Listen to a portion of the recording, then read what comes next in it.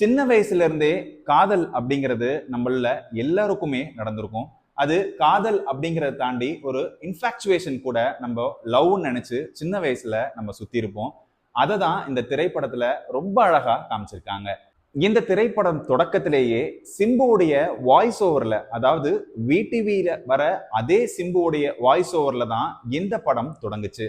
தொடக்கத்திலேயே இது ஒரு ஒரு ஃபீல் குட் லவ் ஸ்டோரியா தான் இருக்கும் அப்படின்ற ஒரு எதிர்பார்ப்போட தான் இந்த படத்தை பார்க்க தொடங்கணும்.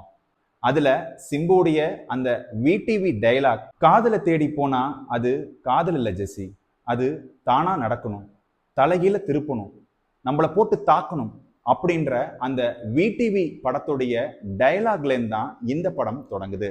இது ரொம்பவே நம்மள பழைய விடிவி நினைவுகளை உள்ள கொண்டு வந்து அதன் பிறகு இந்த படத்துடைய கதையை சொல்ல துவங்கினாரு சாரங் தியாகு.